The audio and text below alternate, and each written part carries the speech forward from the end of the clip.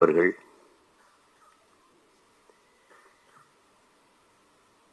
இந்த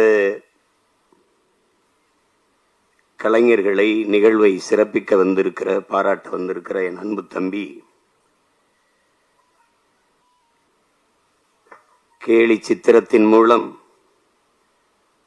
சமூகத்தை சிந்திக்க தூண்டிய சிற்பி, கட்டுரையாளன்,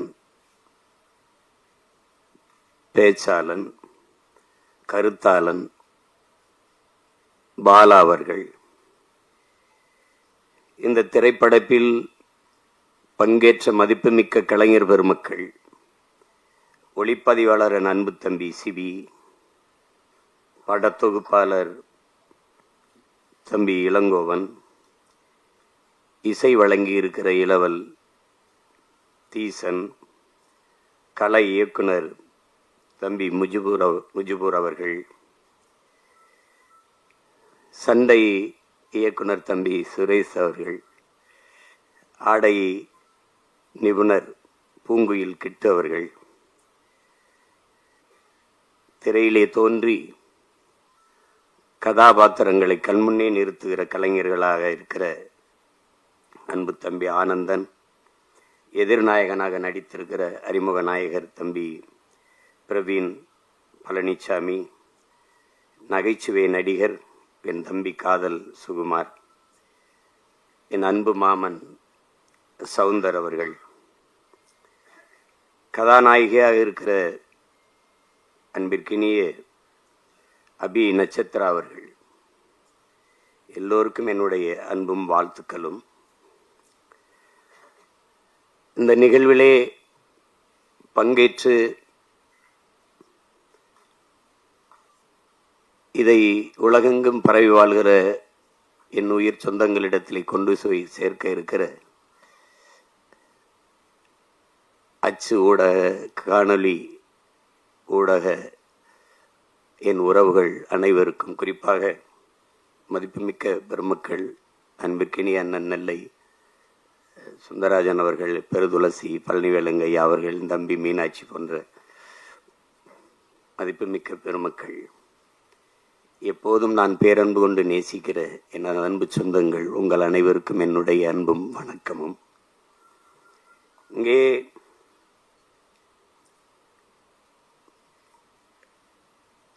காதல் சுகுமார் ஒரு நகைச்சுவை நடிகர் அப்படி பார்க்கிறோமானால், அவன் மற்ற நடிகர்களைப் போல ஒரு புகழ்பெற்ற ஒரு திரைக்கலைஞராக இல்லை என்றாலும் அவன் ஒரு ஆகச்சிறந்த தமிழ் மகன், பெரிய உணர்வு கொண்ட, இன உணர்வும் மான உணர்வும் கொண்ட ஒரு மகன். அந்த சூழலிலே அவன் வளர்ந்து வந்து கொண்டிருக்கிற காலங்களிலே இன உணர்வோடு எந்த நாட்டிற்கு சென்றாலும் தன்னுடைய உணர்வு குன்றாமல் நம் உறவுகளிடத்திலே நின்ற ஒரு தம்பி. அதனால் அவனிடத்திலே எனக்கு ஒரு தனிப்பட்ட பேரன்பு எப்போதும் உண்டு. இங்கே என் அன்பிற்கினிய தம்பி துரைமுருகன் அவர்கள் சொன்னது போல, துரையும் கிட்டும் சேர்ந்துதான் அந்த நையப்புடையை அந்த வலையொலியை தொடங்கினார்கள். ரொம்ப நன்றாக செய்தார்கள். கிட்டுவிட்ட இயற்கையிலேயே அவன்கிட்ட ஒரு சிறந்த படைப்பாற்றல் அவன்கிட்ட உண்டு. அது எதையுமே சுருக்கமாக அதை சொல்லி புரிய வச்சிருவான் ஒரு இதை. அதில் நகைச்சுவை உணர்வோடு கேலியும் கிண்டலுமா கொண்டு போய் சேர்க்கிறதுல பெரிய கெட்டிக்காரன் அவன். எங்களோடு இந்த அரசியல் பயணத்தில் இல்லாத திரைப்பயணத்தில் போனது எனக்கு மகிழ்ச்சியாக இருந்தாலும், ஆனால் எங்களுக்கு அது ஒரு இழப்பு தான். அப்படிப்பட்ட ஒரு படைப்பாளி இழந்திருப்பது இழப்பு தான். அதில் அவன் திரைத்துறை பக்கம் வந்து பல படங்களை இயக்கினான். அவன் இயக்கிய படத்தில் எனக்கு இந்த சல்லியர்கள் படம் நம்ம நிறைவை தந்தது. அந்த படத்தினுடைய 2 நிகழ்விலையும் நான் பங்கேற்று பேசினேன். அந்த படத்தை என் தம்பி துரை சொன்ன மாதிரி 150 கோடி முதலீடு செய்து எடுக்கிறவர்களுக்கு கதை இல்லை. 1.5 கோடியில் ஆகச்சிறந்த படத்தை எடுப்பான். அப்படி ஒரு படைப்பாளி. சல்லியர்கள் படம் பார்த்தீங்கன்னா உங்களுக்கு தெரியும், ரொம்ப நல்லா எடுத்துப்பான், நேர்த்தியாக எடுத்துப்பாப்ல. எங்களுக்கு ஒரு பயம் என்னென்றால், இந்த எங்களுடைய விடுதலை போராட்டங்களை இன அழிப்பு அந்த தொடும்போது அது ரொம்ப உணர்வுபூர்வமானது, சரியா செய்யணும், இல்லைன்னா சிக்கலாயிடும். எங்கள் தலைவருக்கு அதில் ஒரு பெரிய கனவு. அவரை போல இந்த இனத்தில் பிறந்தவன்ல திரைக்கலையை நேசித்த ஒரு மகன் இதுவரைக்கும் இருக்க முடியாது. இங்கே இருந்த கட்சிகள், குறிப்பா கம்யூனிஸ்ட் இயக்கங்கள், திராவிட இயக்கங்கள் எல்லாம் திரைக்கலையை ஒரு சாக்கடை, குப்பை, சினிமாக்கார பயல் இப்படிதான் பேசி பேசி அதை சாக்கடை சாக்கடையே என்றே சொல்லி கொண்டு விட்டார்கள். அதுல உருண்டு பிறண்ட நாயும் பண்ணியெல்லாம் நாட்டாண்டுட்டு போயிடுச்சு. இதான் நடந்தது பெரிய விபத்து. அது திரைக்கலையை எங்கள் தலைவன் என்கிட்ட சொல்றாரு பாருங்க, திரைக்கலை என்பது அறிவியலின் அழகான குழந்தைன்னு சொல்றாரு. அந்த வார்த்தையை எப்படி பயன்படுத்துறாரு பாருங்க, அறிவியலின் அழகான குழந்தை. திரைக்கலை ஒவ்வொரு தேசிய இனத்தின் அழகிய கலை முகம். எப்படி வைக்கிறார் பாருங்க. இப்படி பேசல அவரு மெதுவாக சொல்றாரு, நான் அதை எடுத்து சொல்றேன். அந்த பார்வை அவர் இடத்துல இருந்தது. அது காரணம் சின்லஸ் லிஸ்ட், பிரேவ் ஹார்ட், பென்ஹர் இந்த மாதிரி படங்களை பார்க்கும்போது நம்ம விடுதலை போராட்டம் ஏன் இப்படி ஒரு படமா வரக்கூடாதுன்னு அவருக்கு ஒரு இது இருந்தது. ஒரு கெடுவாய்ப்பா தமிழ் பேரினத்தில் அவர் ஒரு நிர்வாக தலைவனா இல்லாம தன் இன விடுதலைக்கு போராட்ட களத்தில், போர்க்களத்தில் நிற்கக்கூடிய தலைவனா இருந்துட்டான்.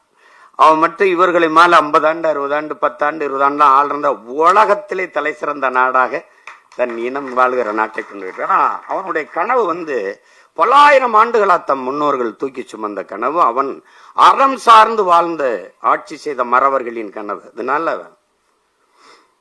அப்படிப்பட்ட ஒரு தலைவன் அதுக்காக பெருமுயற்சி எடுத்தார்.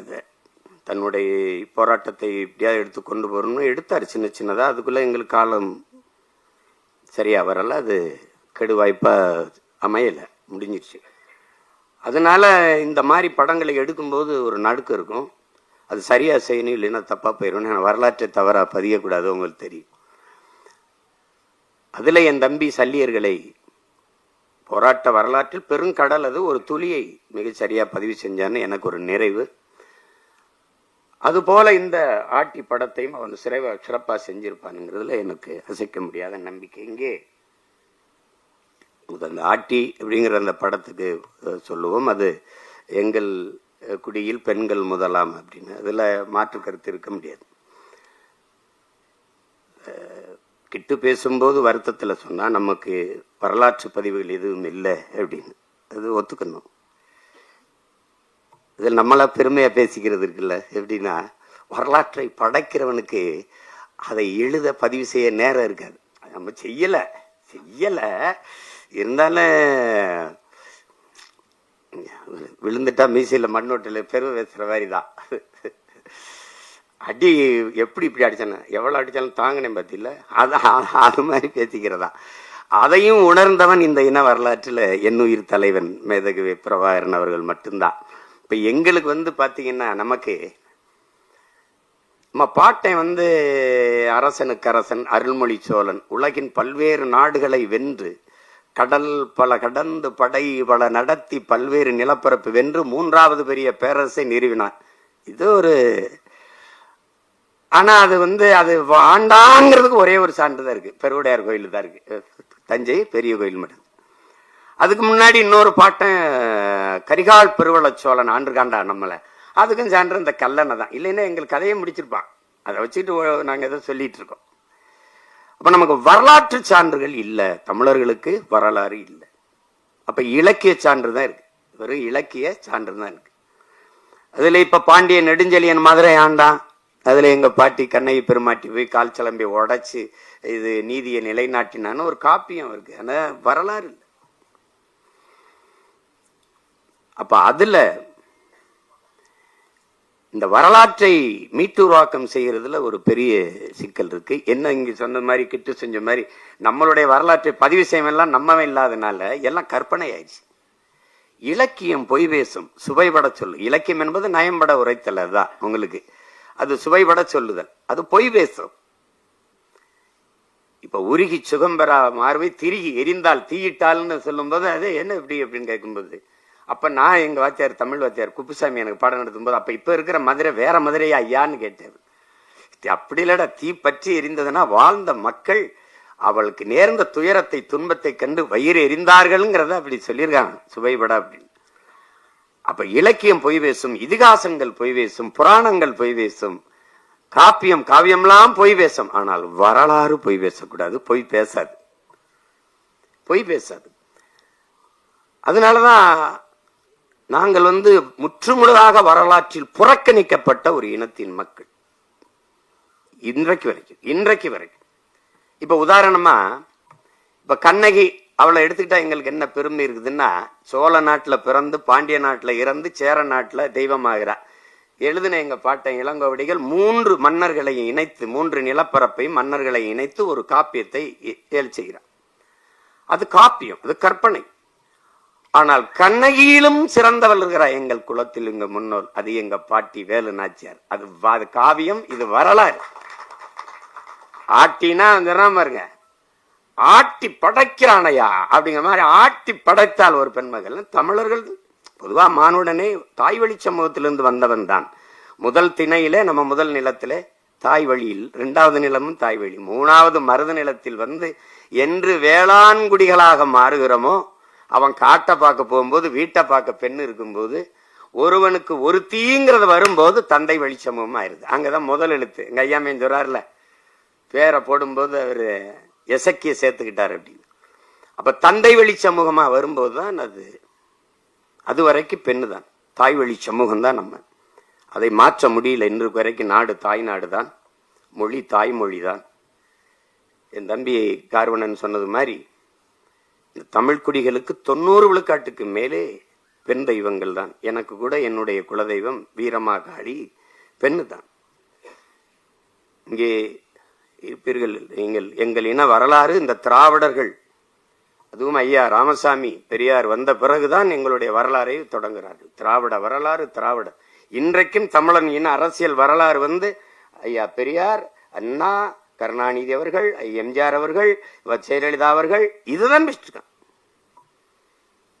என்னுடைய வரலாறு அதுக்கு எவன் கண்டுபிடிச்சான்? 50,000 ஆண்டுகளுக்கு மூத்ததுங்கிறான் ஒருத்தன். ஆதியில் காடுகளில் வாழ்ந்த மனிதன் முதலாக பேசிய மொழி தமிழ்ங்கிறான் ஒருத்தன். அங்கிருந்து நகர்ந்து வரத் தொடங்கும் போது மனிதன் பேசிய மொழியில் இருந்த ஒளியும் எழுத்து வடிவம் இன்றும் தமிழிலே காண கிடக்குங்கிறான் ஒருத்தன். அப்ப இவ்வளவு என்றைக்கு என் இன முன்னோன் என்னுடைய மொழியின் முதல் எழுத்து உயிரெழுத்தை ஆவை எழுதினானோ அன்றைக்கு தொடங்குச்சு தமிழனுடைய இன அரசியல் வரலாறு. முதலா கப்பல் ஓட்டினவன் கடலுக்குள்ள என் பாட்டு அரசேந்திர 60,000 யானைகளை கொண்ட படையை வச்சிருந்திருக்கிறான். 60,000 யானைக்கும் சோறு போட்டிருக்கிறான், தீனி போட்டிருக்கான், அதுக்கு பாகன் வச்சிருந்திருக்கான், வீரன் வச்சிருந்திருக்கான். அந்த யானைகளை கப்பல்ல ஏத்தி கொண்டு போய் படையை நடத்திருக்கான். எங்கேயும் போர் போடல. 60,000 யானையை வரிசையா நிறுத்தி வீரர்களை மேல நிறுத்தி ஆயுதத்தோட நிறுத்தினா எதிரி நாட்டு படை வீரன் குதிரையில நின்னவன் காலை தூக்கி யானை பிளிரிச்சு அவ்வளவுதான் கும்பிட்டான். சாமி என்னை விட்டு நீ ஆண்டுகன்ட்டு. உண்மையிலதான் 60,000 யானை. நீங்க ஔவையாரெல்லாம் 1000 யானை நின்னதுக்கே பயந்துட்டான். தேட்டர் விட்டு எல்லாம் ஓடிட்டான், திரையரங்க விட்டு ஓடிட்டான். அப்பா உங்களுக்கு தெரியுது. அப்படி வாழ்ந்து அவ்வளவு பெரியது. அது பெருமையா பேசல.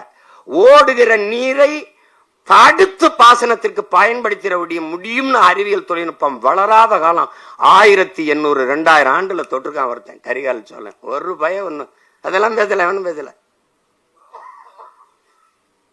யாரும் பேசுறது இல்லை, எவனும் பேசுறது இல்ல. ஒரு கைம்பெண் 200 ஆண்டுக்கு முன்னாடி ஒரு விதவை பெண் வெள்ளச்சேலை உடுத்தி முக்காடை போட்டு மூளையில் உட்காந்து மூக்க சிந்திட்டு அழுகணும். இதுதான் இருந்த நிலைமை. புருஷன் செத்து போயிட்டான். என் பாட்டை முத்து விடுங்கண்ணா, செத்து போனான். கோயில் வாசல செத்து போனமா கிடக்கணும். என் பாட்டை 2 பேரும் போகாதேங்கிறான். மருது பாண்டி 2 பேரும் தளபதி. போக வேணாம், வெள்ளக்காரன் வருவான் சுத்துவான் அப்படின்னு பயப்படுது. ஒண்ணு கவலையே படாம மகளை தூக்கிக்கிட்டு போய் அவன் உயிரற்ற கிடந்த உடலின் மீது சத்தியம் செஞ்சு இழந்த நிலத்தை நான் மீட்டே தீர்வேன்னு போறா ஒரு மகள், ஒரு கைம்பெண். இந்த சமூகம் சொல்ற மாதிரி ஒரு பெண்மகள். என் அன்பு சொந்தங்களை நீங்க கொஞ்சிருங்க. இந்த நிலத்தில் எத்தனையோ வீரம் இருந்திருக்கான். இந்திய பெருநிலம் அடிமைப்பட்டு கிடக்குது. அந்த நிலத்தின் விடுதலைனே வச்சுக்க. எந்த ஒரு மகனும் வென்றதில்லை. போர்ல வெள்ளக்காரன் தோற்று தான் இருக்கான். என் பாட்டன் தீரன் சின்னமலையோ பூலித்தேவனோ இல்ல அழகுமுத்துக்கோனோ எவனுமே தோற்று தான் போயிருக்கான். ஒரே ஒரு பெண்மகள் தான், ஒரே ஒரு பெண்மகள் தான் போரிட்டு வெள்ளையனை தோக்கடித்து இழந்த நிலத்தை மறுபடியும் மீட்டவள் ஒரே ஒருத்தி, எங்க பாட்டி மானமரத்தி வேல் நாச்சியார் தான். உண்மையிலே ஆட்டினா அவதான். அத நம்ம பேசுறதுல வரலாற்றுல ஒரு படிப்பினை இல்ல. கண்ட கண்ட நாய் பேய்க்கெல்லாம் தெருவிலங்கு ஜலை இருக்கு. என் பாட்டிக்கு இந்த சிவங்க அரண்மனை வாசல ஒரு மரப்பாச்சி தண்டி பொம்மை வச்சிருக்கான்.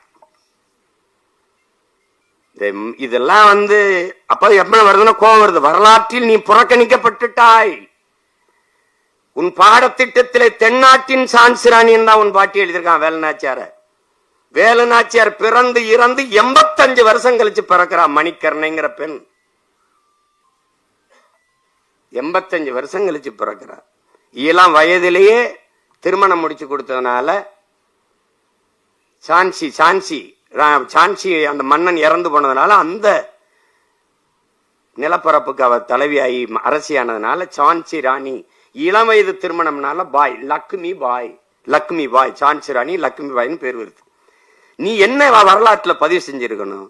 சான்சி ராணி எழுதும் போது வடநாட்டின் வேலுநாச்சியார்னு எழுதிருக்கணும். ஆனா நீ என்ன பண்ற? தென்னாட்டின் சான்சி ராணின்னு என் பாட்டி எழுதுற. அங்க நான் பேசாம மண்டையாட்டிட்டு இருந்தேன் பாரு, அங்க செத்துச்சு என் வரலாறு, அங்க போயிருச்சு என்னுடைய வரலாறு. நீ என் பாட்டை வாவு சிதம்பரனாரை விட நீ என்ன வல்லபாய் பட்டேல் பெரிய ஆளு. நீ என்ன பண்ணிட்ட நீ? ஆனா வல்லபாய் பட்டேல் எனக்கு வரலாறு இருக்குது, என் பாட்டன் வாவுசி இல்ல. அதாங்க அது சிக்கு. கற்பனை கூட நீங்க செய்ய முடியாது. என் தாத்தன் வழக்கறிஞர், என் அப்பன் வழக்கறிஞர், நான் வழக்கறிஞர். ஒரு முறை நேர் நின்றால் இன்னைக்கு 50,000, அன்னைக்கு 50,000 என் பாட்டனுக்கு. ஒரு முறை வழக்கு நீதிமன்றத்தில் நேர் நின்னா. அவ்வளவு செல்வந்தன், சொத்தம்பட்டையும் இழந்தான் மண்ணின் விடுதலைக்கு. இந்த தமிழ் மக்களின் மானம் கப்பலேற விடக்கூடாது என்பதற்காக கப்பல் ஓட்டிய ஒரு பெருந்தமிழன், சுதேசி கப்பல். நான் என்னடா தமிழ் தேசம் பேசுறேன், அவன் தமிழ் நேசன் அப்படின்னு அன்னைக்கே இதழ் நடத்தினான். அன்னைக்கே தமிழ் தேசம் தமிழ் நேசன் பத்திரிகை நடத்தினான். அவன் வரலாறு எங்க இருக்கு? எனக்கு மாடு இழுக்க திணறும் செக்க மனுஷன் இழுத்திருக்கான் இந்த மண்ணின் விடுதலைக்கு. போய் கோவை சிறையில் இருக்கு, இன்னும் அந்த சிலை நினைவா இருக்கு அந்த செக்கு. ஏன்னா அவன் இருந்த அறைக்கு பக்கத்துல இருந்தவன் அவன் பேரன் நான். அதே கோவை சிறையில பக்கத்து அறையில செக்கிழுத்த செம்மல் வாவு சிதம்பரனார் இருந்த சிறை அப்படின்னு எழுதி வச்சிருக்கான். அந்த அறை எழுதி வச்சிருக்கான். வேணா நீ வேணா போயிட்டு அவனு போலையா? விரைவில் அனுப்பி வைக்கிறேன். ஏதாவது இதுல பேசிட்டு வாடனா போட்டுருவான். என்ன நான் போகாத சிறை இருக்குன்னு நினைக்கிறீங்களா? நீதிமன்றம் இருக்குன்னு நினைக்கிறீங்களா? அவருக்கு ஏதாவது பார்க்கணும் சீமானா உடனே வரணும்ன்றப்பல கட்டாயம் நேர் நிக்கணும். வழக்கு இருக்கு, இதுக்கு ஒரு வழக்கு இருக்கு. வல்லபாய் பட்டேல படிச்சோம், நம்மளுடைய பாட்டன் வாவு சிதம்பரனாரே படிக்கல. நீங்க எல்லாம் நான் கோவப்படுறேன்றீங்க, நான் கோவப்படுறதே பரவாயில்ல. என் தம்பியெல்லாம் கொந்தளிச்சுட்டாப்ல. இங்க பாருங்க, தொலைக்காட்சியில என் உடன் பிறந்தார்களா இருக்கிறீங்க. தந்தை பெரியார், கலைஞர் அதான் பேசுறீங்க. நீங்க ஜெயலலிதா அம்மா சொல்லணும், இவர் அப்பா சொல்லணும், அவரை தந்தை சொல்லணும், இவரை கலைஞர் சொல்லணும். ஆனா எங்களை மட்டும் வாவுசி மாப்போசி என்னடா சீசின்னு பேசிட்டு இருக்கிற நீ? எப்படி இருக்கு? எந்த மான தமிழன் இதை ஏற்பான்? வாவுசி மாப்போசி, என் சிலம்பு செல்வர் மாப்போசி, செக்கிழுத்த செம்மல் வாவூசி சொல்ல முடியாத ஒண்ணல்ல. தமிழ் தென்றல் திருவிக்கா, தனித்தமிழ் அடிகளார் மறைமலை அடிகள், முத்தமிழ் காவலன் கியாப்பை விஸ்வநாதர் பேச முடியாத ஒண்ணல்ல. பேச முடியுமா? முடியாது. திரைப்படத்தில் நடிச்சோம்னா தலைவர் என்ன சொல்றாருன்ற, தலைவர் என்ன சொல்ற, எங்க தலைவர் என்ன சொல்ற, திருப்பிரபாகரன்ற. டேய், கழுத்த திரி விடலையும் பாத்துக்க. நீ ஏன் அவரை மேதகன்னு சொல்ல மாட்டியா? பேசுறத பாரு, நீ பேசுறத பாரு. நாளைக்கு கூட பேசுவான் பாரு. எப்படி பேசுவான் பாரு. தமிழர் தந்தை சீபாதித்தனார் சொல்ல முடியாதா? சிந்தனை சிற்பி சிங்கார வேளர் அப்படி சொல்லியிருக்கியா? நீ எங்கேயாவது சொல்லியிருக்கியா? ஆனா இதை மட்டும் பாரு, இதை மட்டும் தமிழன் விழித்துக் கொள்ளனேன்னு வச்சுக்கிறீங்க. பெரியார் தந்தையாயி, ஐயா ஸ்டாலின் அப்பாவாயி, ஜெயலலிதா அம்மாவாயி, நம்ம எல்லாம் எவன் என்னன்னு தெரியாம போயிரும். பெத்தப்ப அம்மாவை மறந்துட்டு நீ இதான் அம்மா அப்பான்னு சொல்லிட்டு திருவேன். இப்படிதான் உன் வரலாற்றை இழந்த நீ, இப்படிதான் இழந்த. நான் தான் படிக்க வச்சேங்கிறது நீ எப்படி நம்பின? எப்படி நம்பின நீ? எப்படி நம்பின? உன் இனத்தில் எத்தனை பெண்பார் புலவர்கள்? 100க்கும் மேற்பட்ட பெண்பார் புலவர்கள். நச்சினார், கிணியர், அவ்வை, எத்தனை அறிவு மூதாட்டியே உன் பெண் பெருமகள் அவ்வை. பெண்களை காப்பிய நாயகராக வச்சு பாடியவன் தமிழன். சிலப்பதிகாரம், மணிமேகலை, எத்தனை காப்பியங்கள். குல தெய்வங்களாக வச்சு கும்பிட்டவன் தமிழன். அப்ப எப்படி எங்க நீங்க நான் தான் பெண்ணடிமை நீக்கின? எங்க நீக்கின நீ? நீ படிக்க வச்ச சரி எதை? திருக்குறளை, சிலப்பதிகாரத்தை, மணிமேகலையை, சிவக சிந்தாமணியை, வளையாபதியை, குண்டலகேசியை, ஐங்குறுநூறுவை, 18 அகநானூறுவை, புறநானூறுவை, கலித்தொகையை, கலிங்கத்து பரணியை படிக்க வச்ச, கம்ப ராமாயணத்தை படிக்க வச்ச, இதையெல்லாம் எழுதுனவனை எவன்டா படிக்க வச்சது? பதில் வச்சிருக்கியா? பதில் வச்சிருக்கியா? பெரியார் தான் படிக்க வச்சார். வச்சுக்க. பக்கத்துல இருந்த அறிஞர் அண்ணாவா WMA 2 முதுகலை படிச்சாரு. அண்ணாதுரை ஐயா, அதுக்கப்புறம் ஐயா அன்பழகன், நெடுஞ்செழியன், இவர்கள் 3 பேரையும் படிக்க வச்சது யாரு? அவருக்கு பக்கத்திலே உட்கார்ந்து இருந்தாங்களப்பா. ஏன் இதெல்லாம் நீங்க கேள்வி எழுப்பல?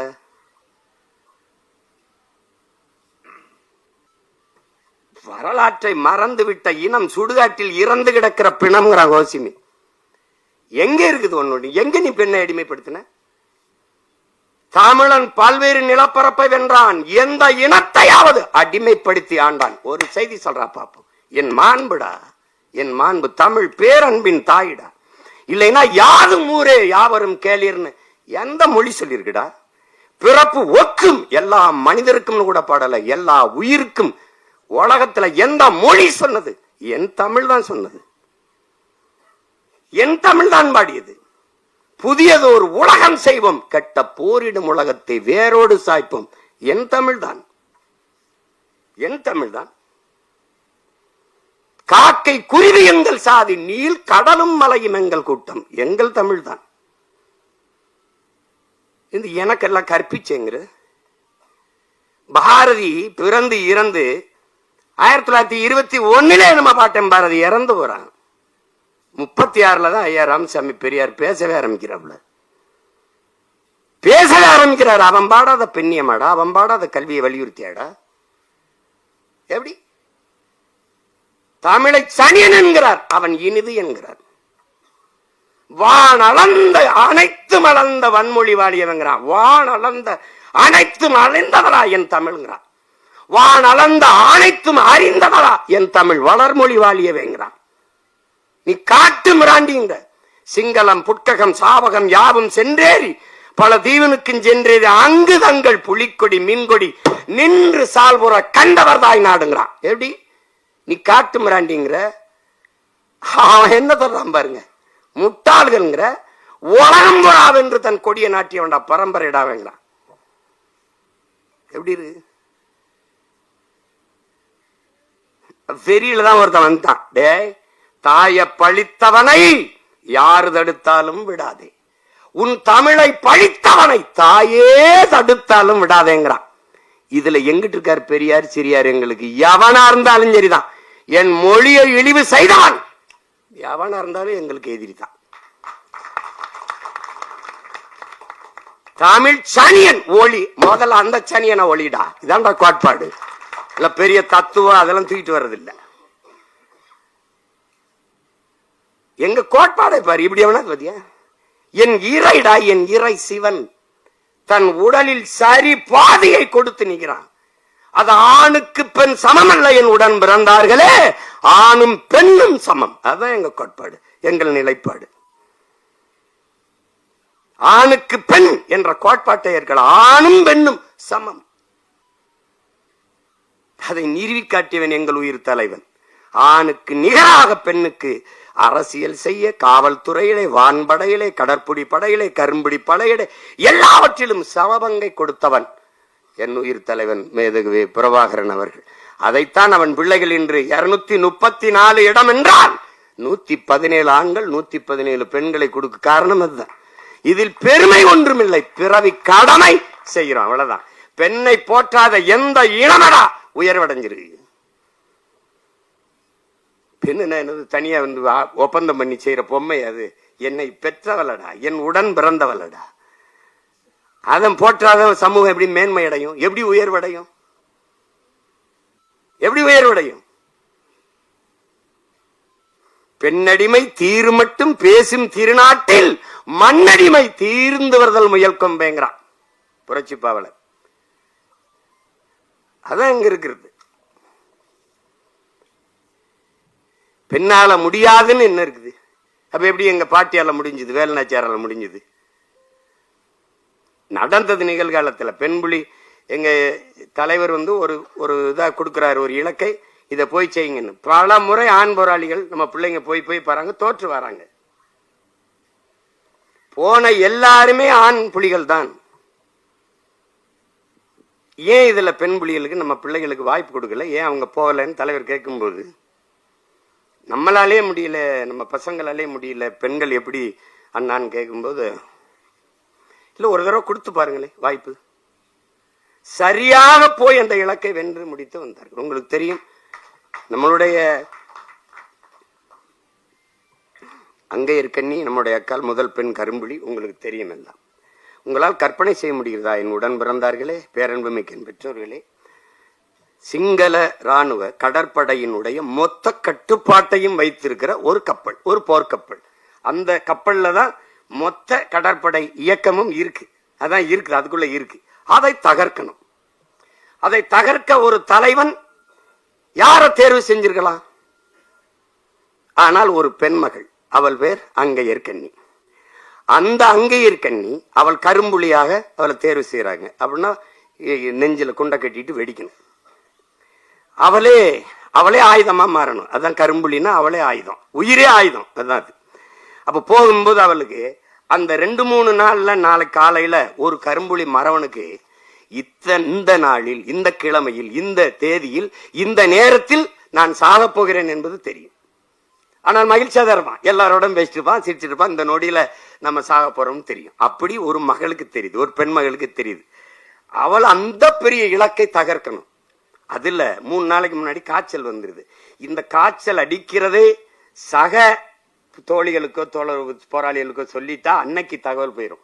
இவளுக்கு உடம்பு முடியலன்னா அன்னை நம்மளை பின்னடை வச்சுட்டு வேற ஆளை தேர்வு பண்ணிடுவாருன்ட்டு அதை விட்டு கொடுக்காம, அதை சொல்லாமல், தன் உடல் நிலை சரியில்லாதையும் சொல்லாமல் அந்த மகள் அப்படியே வச்சு அந்த உடல் இது அந்த காய்ச்சல் அடிக்கிறதோட அவ அதிகாலையில பயணப்படுறா. போய் அந்த தாக்குதலுக்கு அதிகாலை ஒரு மாலையில கிளம்பி எல்லாரும் போய் இரவுல இன்னும் இருக்கு, நாங்க ஆவணப்படம் வச்சு வெளியிட்டோம். அவ பயணம் அனுப்பி வைக்கிறாங்க. தன்னுடைய சகாக்கள் எல்லாம் போய் ஒரே மகள் 36 கிலோமீட்டரை ஒரு கடும் குளிரில் கடலுக்குள்ள தனி மகளா, ஒரு பெண்மகள் ஒரே மகள் அந்த குளிர்ந்த அடர்ந்த குளிருக்குள்ள ஆழ்கடல் நீஞ்சி போறா. 36 கிலோமீட்டரை 13 மணி நேரங்கள் ஒரே மகள் தனியாக நீஞ்சி போய் இந்த இரவு முடிஞ்ச அடுத்த பகல் தொடங்குற 12 மணிக்கு நடு உள்ள போய் அந்த கப்பல்ல போய் நின்று நடு கப்பலை அடிச்சு தகர்த்து எரிஞ்சா பாரு. உலகம் திரும்பாச்சு. ஒரு மகள், ஒரு பெண் மகள். குலதெய்வம் எப்படி உருவாகுதே? இப்படிதான். அந்த மகள் அங்கையர்கண்ணிதான் தன்மானமிக்க தமிழ் பேரினத்தின் குலதெய்வமாக மாறி நிக்கிறான்னா அதுதான். அப்படிதான் எங்க குலதெய்வம் ஒன்னும். அதனால பெண்ணுனால் இது முடியாது என்று சொல்வது ரொம்ப கடினம். ரொம்ப அப்படி சொல்லிட்டு போக முடியாது. அதனால இந்த தமிழ் சமூகம் பெண்களை பெரிதும் போற்றிய ஒரு சமூகம், பெரிதும் போற்றிய சமூகம். பெண்ணை இதுவரைக்கும் பேர் சொல்லி கூப்பிட்டது கிடையாது. அம்மா, தாயே, தெய்வமே. அப்படிதான் இன்னைக்கு நம்ம வீடுகளில் கூப்பிடுறது அப்படித்தான் இருக்கு. அப்படிதான் இன்னும் கூப்பிடுவான். ராசாத்தி, கண்ணு, அம்மா, என் தெய்வமே, என் தாயே, அப்படிதான் கூப்பிடுவாங்க. அப்படித்தான் இதுவரை நம்ம வீடுகளில் எல்லாரும் அப்படி கூப்பிடுறது வழக்கம் இருக்கு. அது வரலாற்றில் புறக்கணிக்கப்பட்ட, நிராகரிக்கப்பட்ட இனத்தின் மக்கள் ஒரு நாள் தங்களுக்கான வரலாற்றை தாங்களே எழுதுவார்கள் என்று அறிவாசான் அண்ணல் அம்பேத்கர் சொல்றார் என்றால் அது சும்மா அல்ல. அப்படி வரலாற்றில் நிராகரிக்கப்பட்ட புறக்கணிக்கப்பட்ட இனத்தின் மக்கள் எங்களுக்கான வரலாற்றை நாங்களே மீட்டுருவாக்கம் செய்கிற மறுபதிப்பு செய்கிற பணியை செய்கிறோம். அதில் ஒன்றுதான் என்னுடைய தம்பி கிட்டு போன்ற திறமைமிக்க திரைக்கலைஞர்கள் செய்து வருகிற சிறிய சிறிய முயற்சி.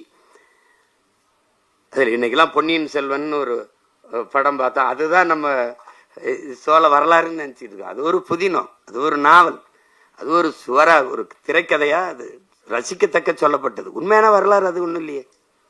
ஆதித்ய கரிகால என்ன தற்கொலை பண்ணி செத்து போட்டான்னு இருக்கு கதை, காதல் தொழில செத்து போனான்னு வருது. அது சரி, என்ன பண்றது? அது அப்ப உலகெங்கும் ஒவ்வொரு இனத்தையும் வரலாறு தான் வழி நடத்துது. அப்ப என் இன வரலாறு தான் என்னை வழி நடத்தணும். ஆனால் எனக்கு ஒன்று வரலாறு இல்லை. அப்ப அதுதான் இங்க இருக்கிற தடுமாற்றத்துக்கு காரணம். அதுதான் உங்களுக்கே தெரியும். தமிழருடைய அரசியல் வரலாறுன்னா இதுதான் இருக்குது, இதுதான் இருக்குது. அதை பேச மாட்டாங்க, நீங்க அதை சொல்லவே மாட்டாங்க. ஆகப்பெரும் மேதைகள் அறிஞர்கள் வாழ்ந்த நிலம் இது. ஜீவானந்தம் சிங்காரவேலரை தாண்டி இங்க வேணுமா? அயோத்திதாரசர் ரெட்டமலை சீனிவாசன் MC ராசாவோட தலைவர்கள் உங்களுக்கு வேணுமா? இல்லது அவங்களாம் தலைவரா தெரியலையா?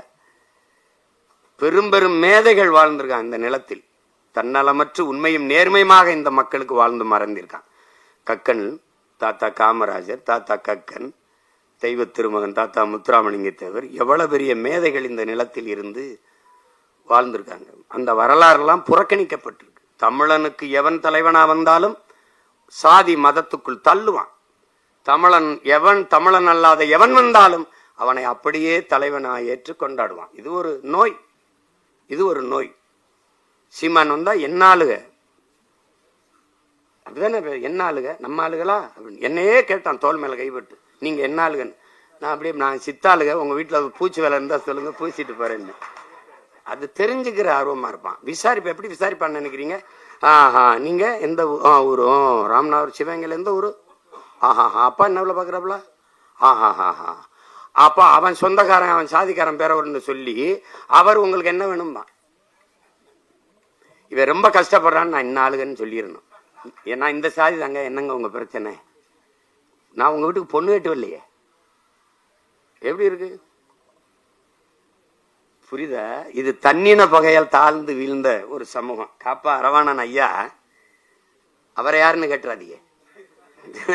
என்னடா புதுசா ஏதோ காப்பா அரவாணன்னு கதை விடுறான்றாதீங்க. ஏன்னா திராவிடன் கதை விடுவான் எங்க வரலாறு, நாங்க வரலாறு சொல்லுவான் அவனுக்கு கதை. அப்ப அதுல அவர் என்ன சொல்றார்? இந்த தமிழன் வீழ்ந்ததுக்கு தமிழன் ஏன் அடிமையானான், அந்த புத்தகத்தை தமிழ் இளம் தலைமுறையினர் என் உயிரினும் இனியை உடன் பிறந்தார்கள் ஒவ்வொருத்தனும் படிக்கணும். சின்ன புத்தகம் தான். அதுல என்ன சொல்றாரு? தமிழனுக்கு இந்த அடிமையானதுக்கு முதல் காரணம் போர்க்குணம் இன்மை. அதுக்காக சொல்றாரு, முதலில் பண்பட்ட இனம் நாகரிகம் அடைந்த இனம் போர்க்குணம் அற்று போகுங்கிறார். முதலில் பண்பட்ட இனம் போர்க்குணம் அற்று போகும். எப்படின்னு கேளுங்களேன். இப்ப இவர் ஒரு சண்டை நினை, ஏப்பா எதுக்கு பாங்க காலி பயிலோட போய் சண்டை போட்டுக்கின்னு வாப்பா, நமக்கு அது வாப்பா தரோம். இங்கதான் அது இதாயிருது. எதுக்குப்பா பிரச்சனை, எதுக்குப்பா வம்பு, எதுக்குப்பா பிரச்சனை? அது நமக்கு மட்டும் இல்ல, நாட்டுக்கே அதான் பிரச்சனை ஆயிருது. எதுக்கு பிரச்சனை என்பதுதான் பிரச்சனை. அப்ப அங்க போர்க்குணம் அற்று போனது, போர்க்குணம் அற்று போனது ஒன்று. இரண்டாவது, தன்னிடத்தில் இருப்பதை விட பிறரிடத்தில் இருப்பது உயர்ந்தது, இந்த இழிவான சிந்தனை. பிறகு தாழ்வு மனப்பான்மை, தன்னின பகை. இது ரொம்ப முக்கியம், இதை நீங்க கவனிச்சுக்கணும். அந்த வார்த்தையை போடுறாரு, தன்னின பகை. தன்னின பகை என்னது? படையாச்சியை நான் வேட்பாளரா போட்டாங்க, பறையன் ஓட்டு போட மாட்டாங்க. பறையனை போட்டாங்க, படையாச்சி போட மாட்டாங்க. தேவர் என்னுடைய வேட்பாளர், தேவேந்திரர் ஓட்டு கிடையாதுங்க. தேவேந்திரர் என்னுடைய வேட்பாளர், தேவர் ஓட்டு கிடையாதுங்க. இதனால சொந்த ரத்தங்களுக்குள் யுத்தம். சிந்திய ரத்தத்தை குடித்த ஓநாய்களுக்கிட்ட அதிகாரம். இவன் சொந்த ரத்தத்துக்குள்ள சண்டை போட்டு வீழ்ந்தான். தன்னின பகையால் தாழ்ந்து வீழ்ந்த தமிழ் சமூகம். எந்த அரசியல் அதிகாரமும் இவனுக்கு வராம போனதற்கு காரணம் இதுதான். கடைசியா ஒண்ணு சொல்றாரு, அளவு கடந்த திரைக்கவர்ச்சி. அளவு கடந்த திரைக்கவர்ச்சி. 4 மயக்கம். 1 சாதி மயக்கம், 2வது மத மயக்கம், அடுத்தது சாராய மயக்கம், அதுக்கப்புறம் திரை மயக்கம். இந்த சாராய மயக்கம் திரை மயக்கத்தை தெளிவுபடுத்திட முடியும். ஆனால் இந்த சாதி மத மயக்கம் இருக்குல்ல, செத்து பாடையில போனாலும் வராது. செத்து புதைச்சாலும் ஆறுமுக நாடாருன்னு எழுதி வைப்பான். சமாதியில எழுதி வைப்பான்ல, சுப்பிரமணிய தேவர் எழுதி வைப்பான், எழுதி வைப்பான். என்ன சிரிக்கிறிய? போய் சொல்றேன்னா போமா சுடுகாட்டுக்கு. அததான் சொல்றான், டே கல்லு சாராயம் குடிச்சு படுத்தா கூட படுத்து எந்திரிச்சா போத தெளிஞ்சிரும்டா. இந்த சாதி மதம் செத்தாலும் கர்மம் போகாது, மத்ததெல்லாம் குடிச்சாத்தான் போத ஏறும், சாதி மதமும் சொன்னாலே ஏறிடும்ன்றான். இப்ப இந்த போத இன்னொரு போத உங்களுக்கு தெரியுது, இந்த திரை கவர்ச்சி, திரை மயக்கம். திரை மயக்கம் அது பேராபத்தானது. அதுக்கப்புறம் உங்களுக்கு சாதி ஒரு அரசியல், சாதாய மதம் ஒரு அரசியல். நமக்கு இருக்கிற புரிதல் என்ன, அரசியல் என்பது எல்லா உயிர்களுக்கும் நம்ம மறந்துடும். சாதி மத கடவுள் உணர்ச்சி என்பது மனிதனுக்கு மட்டுமானதுங்கிறதையும் நம்ம மறந்துடும். இந்த மனிதனுக்கு மட்டுமான இந்த சாதி மத கடவுள் உணர்ச்சி எல்லா உயிர்களுக்குமான அரசியலில் கலப்பதுதான் பேராபத்தா இருக்கு. ஒரு நாட்டின் மிக உயர்ந்த பதவியில் இருக்கிற ஒரு தலைவர், குறிப்பாக உள்துறை அமைச்சர், ஹோம் மினிஸ்டரா இருக்க ஒரு தலைவர் மதுரையில் வந்து இந்து மக்களின் ஒற்றுமை அப்படின்னு பேசிடுறாங்க. இப்ப இந்திய மக்களின் ஒற்றுமைன்னு பேசியிருக்கணும். அப்ப இந்து மக்களின் ஒற்றுமைன்னு ஒரு நாட்டின் மிகப்பெரிய தலைவரே பேசும்போது அங்க எங்க தேச ஒற்றுமை இருக்கும்?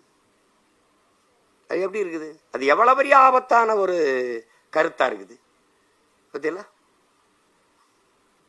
இதுதான் பிரச்சனை. இதை ஒழிக்கணும்னா ஒரே ஒரு ஆயுதம் தான் நம்மகிட்ட இருக்குது, அதுதான் புரட்சி. கட்சி அரசியல்களால் இதை சரி செய்ய முடியாது. புரட்சி ஒன்றால் தான் இந்த தீமைகளை எல்லாம் புரட்டி போட முடியும். இல்லை என்றால் ஒவ்வொரு நாளும் ஐயோ ஊழல், ஐயோ லஞ்சம், ஐயோ கொலை, ஐயோ கொள்ளை, ஐயோ சாராயம், ஐயோ நீ உனக்கு என்னைக்கு கோபப்பட்டிருக்கோம்? நம்ம நாட்டின் பாதுகாப்புக்கு எல்லையில நின்று போரிட்டு நாட்டின் பாதுகாப்புக்கு நின்று படை வீரன் செத்து உயிர் வந்துட்டான், உயிரற்ற உடல் வருது. எத்தனை கோடி, எவ்வளவு லட்சம் இந்த நாடு மத்திய மாநில அரசுகள் கொடுத்திருக்கு? யாராவது நெஞ்ச தொட்டுச்சு? யாராவது சொல், யாராவது சொல். இந்த நாட்டின் ராணுவ வீரன் நாட்டை பாதுகாக்க போரிட்டு எல்லையில நின்று செத்து வந்தான்.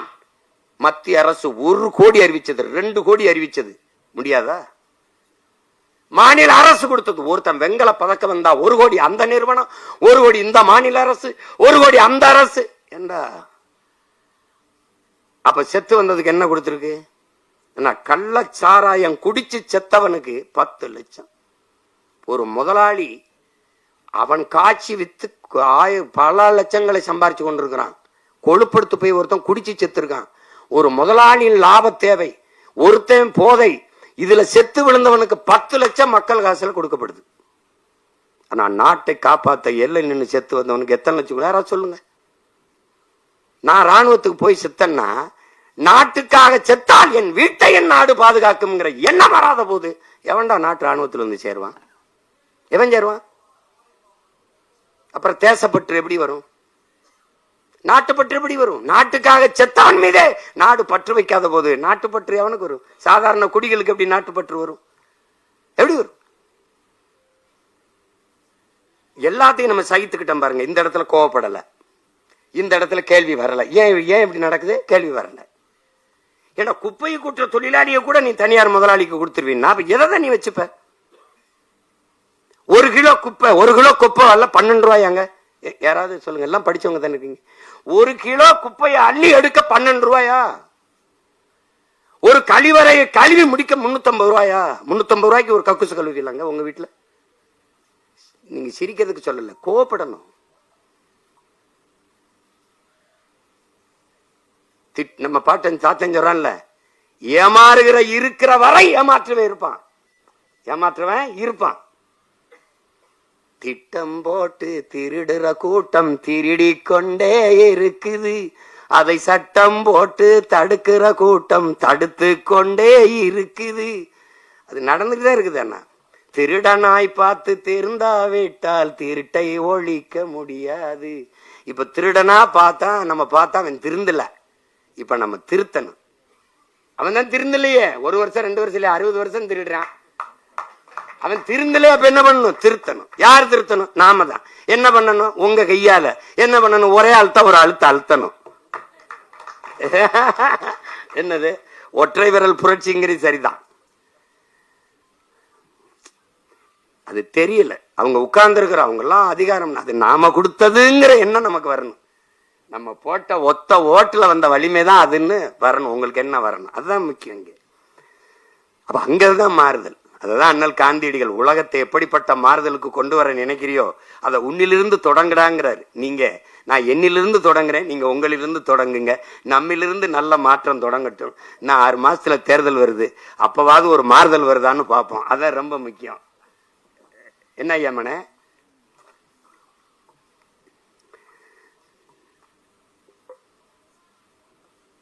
நானும் எங்க ஐயா மையனும், நான் எனக்கு ஐயா மையன், அவருக்கு நான் எப்பவுமே அராஜகம்தான். நாங்க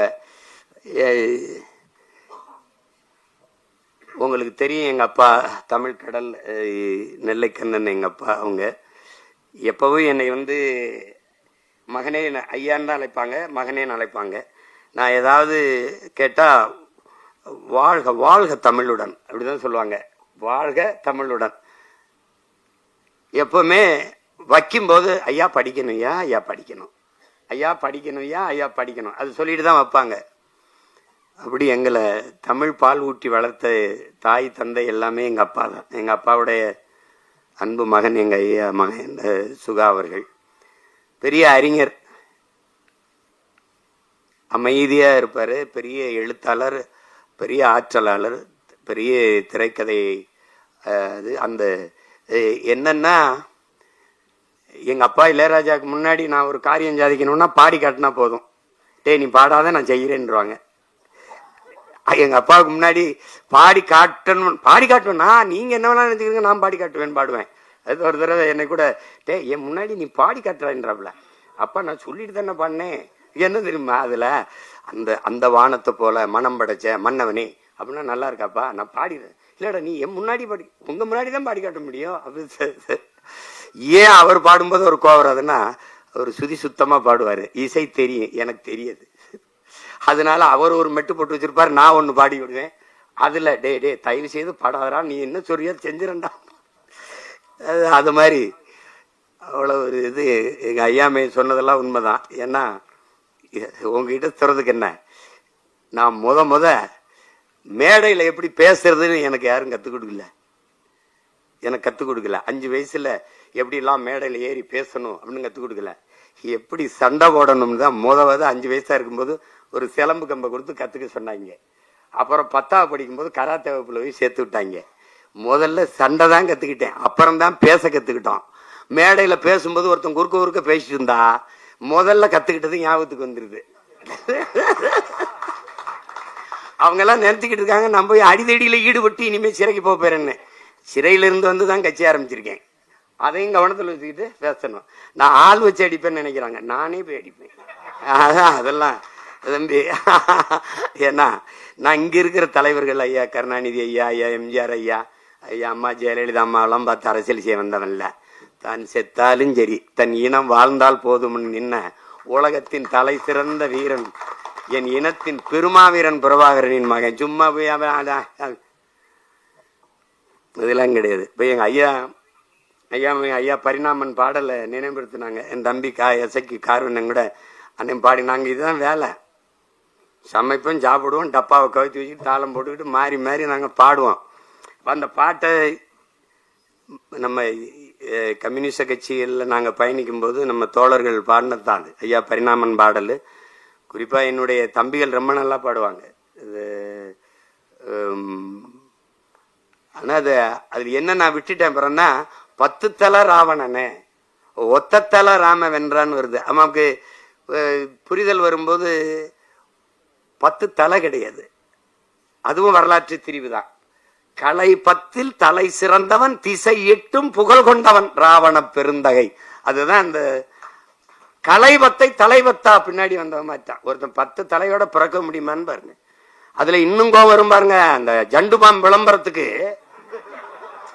அப்படியே வந்து பலே ராவணா ஜண்டுமாம்டே, நான் வர்றதுக்குள்ள ஓடி போயிருங்களா, கொண்டே விருவின.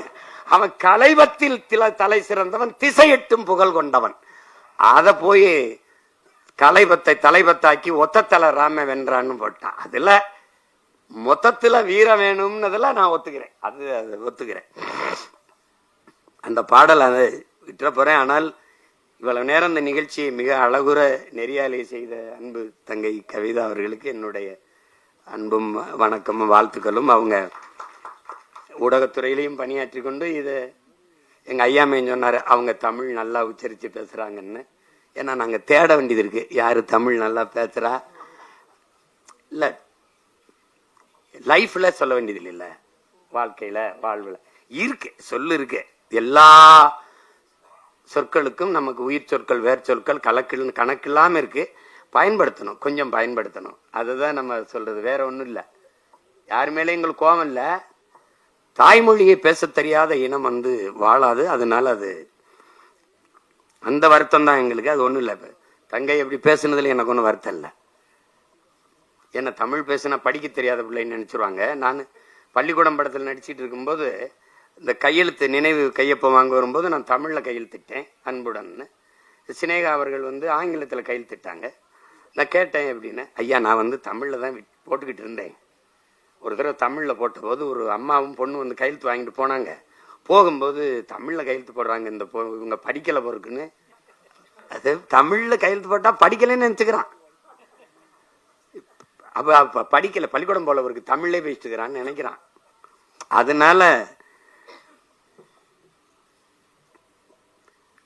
அந்த பாடல் நீங்க கேட்டிருப்பீங்கன்னு நினைக்கிறேன். அது இப்ப யாரும் அந்த பாடுறது இல்ல. அந்த பாடல்ல 10 தல ராவணன ஒத்த தல ராம வென்றான். இந்த பாட்டை நானும் எங்க மாமா சவுந்தர அவர்களும் ஐயா பாக்கியராஜ் வீட்டுக்கு போனோம்னா அது ஒரு தடவை அந்த பாட்டை பாடுங்க அப்படிம்பாங்க. தாளம் போட்டு நாங்க பாடுவோம். 10 தல ராவணன ஒத்த தல ராம வென்றான், மொத்தத்துல வீர வேணும் சுடலமாடா. இந்த வித்தைகளை கத்துக்காம சத்தியத்தை ஒத்துக்காம கத்துனா போனதெல்லாம் கிடைக்குமாடா தம்பி, கத்துனா போனதெல்லாம் கிடைக்குமாடா. 10 தல ராவணன ஒத்த தல ராம வென்றான், மொத்தத்துல வீர வேணும் சுடலமாடா. இந்த வித்தைகளை கத்துக்காம சத்தியத்தை ஒத்துக்காம கத்துனா போனதெல்லாம் கிடைக்குமாடா தம்பி, கத்துனா போனதெல்லாம் கிடைக்குமாடா. புலி பசித்து கிடந்தாலும் புள்ளை தின்ன மாட்டாது, போட்டத திங்கிறமே சுடலமாடா.